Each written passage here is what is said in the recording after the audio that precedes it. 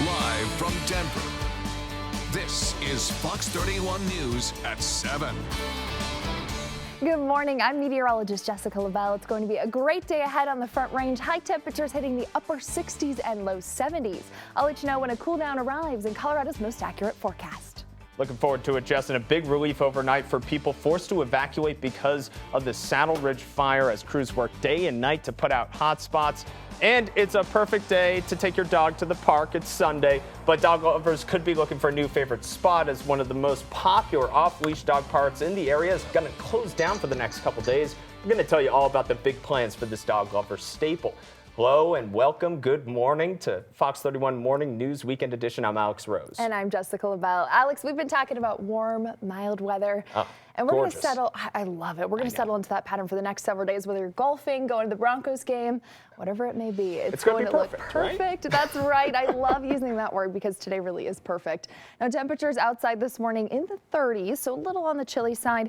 Outside on your Backus and Schenker Skycam, you can see those clear skies. Now, we do have some winds out of the southwest at about 13 miles per hour, so we're also adding a little bit of a breeze, making it feel like the low 30s here in Denver to start the day. 32 right now in Fort Collins, some 20s from Fort Morgan through Akron and Yuma, and we do have the teens from Vail Pass up through Kremling and Walden. In your out-the-door forecast today, high temperatures again reaching those upper 60s, low 70s. We will see sunshine from start to finish. I'll let you know when low 60s arrive coming up in Pinpoint Weather.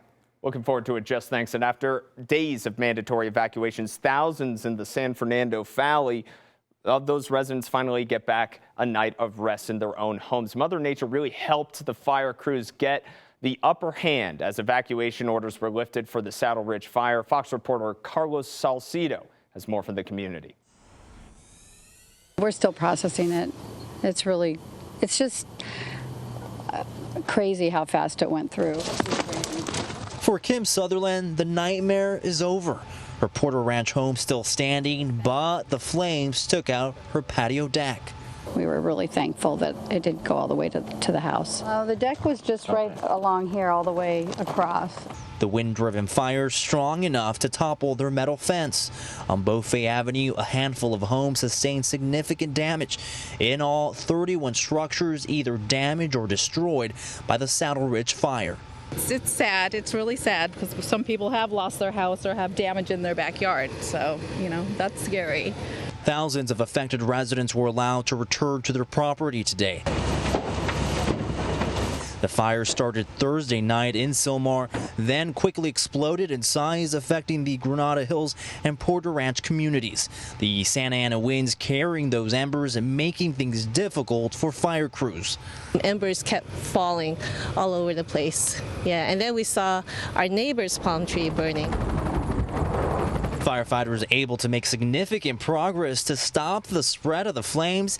Now residents are left to pick up the pieces. It's just dumb luck sometimes. Yeah, it's very random. Very random on what houses burned out, which ones didn't.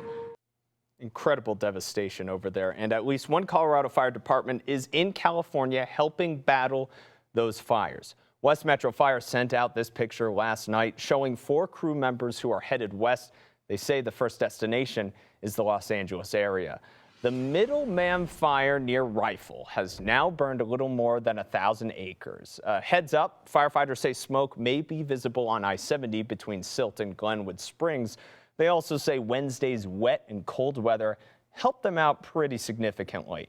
And we got new information about the Decker wildfire. Colorado emergency managers now say that fire near Salida is now covering 7,100 acres. The fire, though, is only 15% contained. They don't expect to have it fully contained until about mid to late December, maybe even Christmas.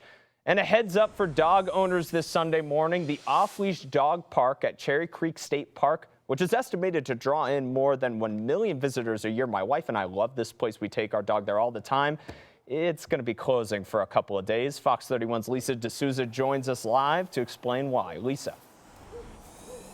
And Alex, it's easy to see why people and pets love this place. You've got a beautiful view and a ton of space. Now, I'll tell you, right now at 7 a.m., the parking lot is packed, and you can see we've got a lot of good boys and good girls out here enjoying the park.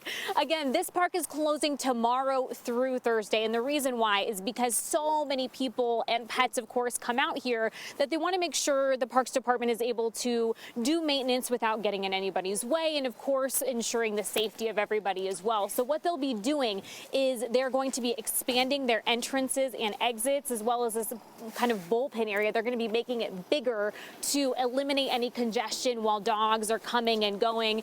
See, we've got a little greeting committee over here.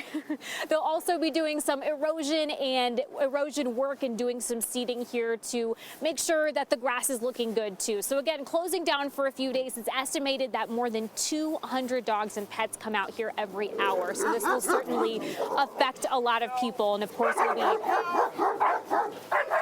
got some dogs excited to be here.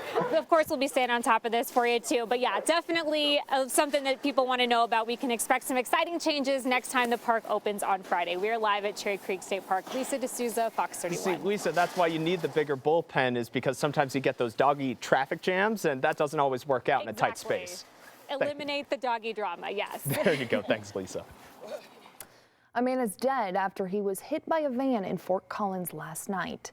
Now, this happened at about 7:45 near College in Harmony. Police say a woman was driving west on Harmony when she hit the man who was crossing the street outside of a crosswalk.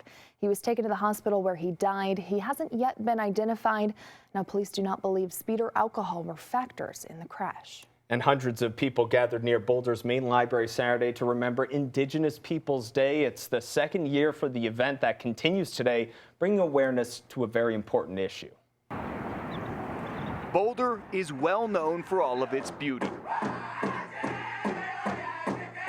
But today, it's being honored for all of its history and all of the Indigenous people who once called the valley home. There is many village sites in the Boulder area, so this is a very sacred place.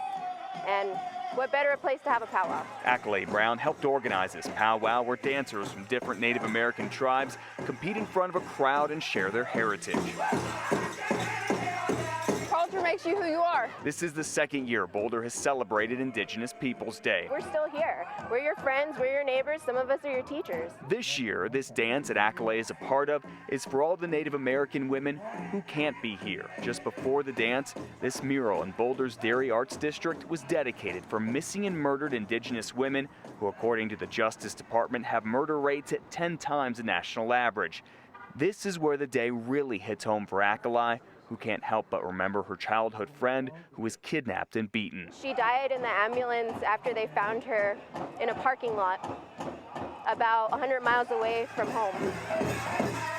Accolade hopes awareness with events like this prevent that from happening to other Native American women while they remind people of Boulder's heritage.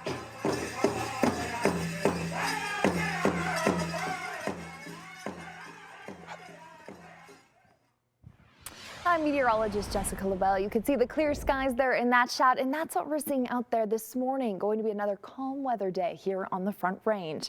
Now, pinpointing temperatures across Metro Denver, it's 39 degrees right now out at DIA, 33 downtown with 27 up towards Evergreen. Now, afternoon highs today are going to be in the upper 60s, low 70s, feeling fantastic here in Denver. And if you're headed out to Empower Field at Mile High cheering on the Broncos, those temperatures hitting 70 degrees by halftime. Overall sunny and warm with light winds expected. Now, we do have high fire danger. I'll let you know when we could see a chance of precipitation returning to the Front Range and Colorado's most accurate forecast. And if you're heading to the Broncos game today, A, I'm very jealous of you, and B, here's a quick heads up. The team is encouraging you to arrive a little early for a pregame ceremony when several members of the top 100 team are going to be announced. The ceremony is set to begin at 2 p.m. with a kickoff slated for 2:25. And at halftime, you're not going to want to miss this moment. Champ Bailey is also going to be inducted into the Ring of Fame. So it's a pretty short week for the Broncos. They face Tennessee today, and then they host the Chiefs next Thursday at Empower Field. The Broncos are going to need to flip the switch and prepare for one of the toughest teams in the league. But at least they don't have to travel for this stretch or staying in the Mile High City the whole way through. These games are going to set the tone for the rest of the season, though, and as many veterans know, they got some digging to do. And at the end of the day, we got a very deep hole, right? So, I mean, we're not out of the hole. So I don't know if it's excitement or the focus to say it's no time to get excited. It's no time to pat ourselves on the back. We still looking up saying, man, we got a long ways to go to get ourselves out of this hole. And there are a lot of Broncos who are rumored to be potential trade chips, and at the Ring of Honor ceremony Friday night, John Elway bristled at reports attributed to him that the trade block is filling up for the Broncos, and he was candid about the difficulty of being off to a 1-4 start. I think the hardest thing about losing is you get in a situation to where something bad happens in a game and you say, here we go again. And that is a very tough thing to break. You know, it's not enjoyable, but all we can do is continue to work, and not a whole lot we can do now except try to play better. Amen to that. And just a reminder, we will have all of your local headlines following today's afternoon NFL games right here on Fox 31 at 5 and 5:30. But before the Broncos take the field, we got a fantastic matchup here on Fox. The Seahawks take on the Browns at 11 a.m. right after Fox NFL Sunday kickoff and Fox NFL Sunday. Then don't forget, next week, you can watch the Broncos take on the Chiefs right here on Fox 31 for Thursday Night Football. All our coverage all day for this game starts at 4:30 a.m., where we're going to be live at the stadium throughout the morning. We've also got pregame coverage on the news at 5 on Thursday, and a complete wrap-up of arguably their most important game of the year. Bottom line is, we're on it for that game. It's going to be huge and exciting. That's right. We hope the Broncos win. I'm going to be out there at the stadium, so come by and say hey if people are out there. We don't bite. That's right. All right, Alex. Well, the president has a new tactic to take down his rivals. We have his announcement from a summit in the Capitol yesterday. And a New Orleans hotel collapses, killing at least 2 people. And now officials are worrying that more of the building could soon come down. We got the latest information from New Orleans.